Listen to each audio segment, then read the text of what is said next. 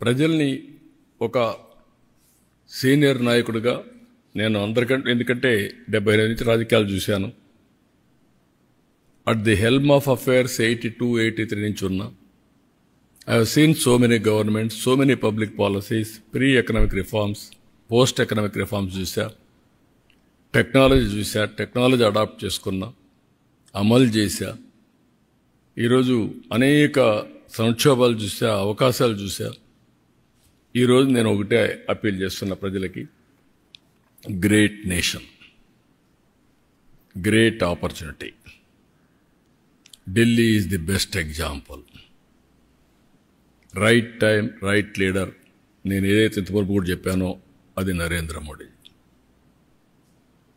అందరంగానే undivided అటెన్షన్తో ముందుకు పోతే India will become number 1 or 2 by 2047.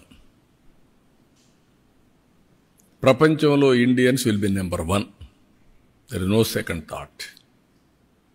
That is the leadership we are having. అందులో నా స్వార్థం ఏంటంటే అటు కేంద్రం ఇటు రాష్ట్రంలో డబుల్ ఇంజన్ సర్కార్, 2 ప్రభుత్వాలుంటే గ్రోత్ కూడా డబుల్ డిజిట్ గ్రోత్ ఉంటుంది. ఢిల్లీలో నేను చూశాను ప్రాక్టికల్గా. ఆయుష్మాన్ భారత్కు వచ్చే డబ్బులు ఉపయోగించుకోవాలా, సెంట్రల్ గవర్నమెంట్ స్కీమ్స్ ఉపయోగించుకోవాలి. ఉపయోగించుకుంటే కేంద్రానికి క్రెడిట్ వస్తుందని ఉపయోగించుకోకుండా చేసి ప్రజలకు అన్యాయం చేసే పరిస్థితికి వచ్చారు. అదే ఎగో ప్రాబ్లం అంటాం. అలాంటివి ఇది చేసినప్పుడు సమస్య వస్తుంది. అందుకే నేను ఆలోచించేది, నరేంద్ర మోడీ గారు ప్రపంచంలో భారతీయులు నెంబర్ 1 చేస్తే నేను తెలుగు జాతిని ప్రపంచంలో నెంబర్ 1 చేయాలనుకుంటున్నా. అది నా స్వార్థం. హైయెస్ట్ పర్ క్యాపిటల్ ఇన్కమ్ ఇండియాలో ఇండియన్స్ వస్తే, మొత్తం ప్రపంచంలో మనం వస్తే హైయెస్ట్ పర్ క్యాపిటల్ తెలుగు వరకు ఉండాలని నా కోరిక. అందుకే 15% పెట్టుకున్నా. అప్పటికి అన్ని రాష్ట్రాలని అధిగమించాలి సిఏజీఆర్లో. నేను ఇది జరగాలంటే అన్డివైడెడ్గా ప్రజలు సపోర్ట్ చేయాలి. నేను ఫ్యాక్ట్స్ అండ్ ఫిగర్స్తో చెప్తున్నా. విమర్శించే వాళ్ళు ఎప్పుడూ విమర్శిస్తారు.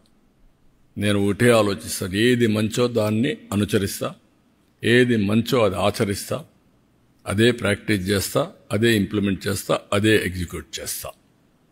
అదే రియల్ టైం గవర్నెన్స్, అదే పాజిటివ్ పబ్లిక్ పర్సెప్షన్, అదే ఈరోజు వాట్సాప్ గవర్నెన్స్. అదే ఈరోజు మీరు చూస్తే 14-19లో 13.5% గ్రోత్ వచ్చింది. ఇప్పుడు 15+ రావాలని నా ఆకాంక్ష.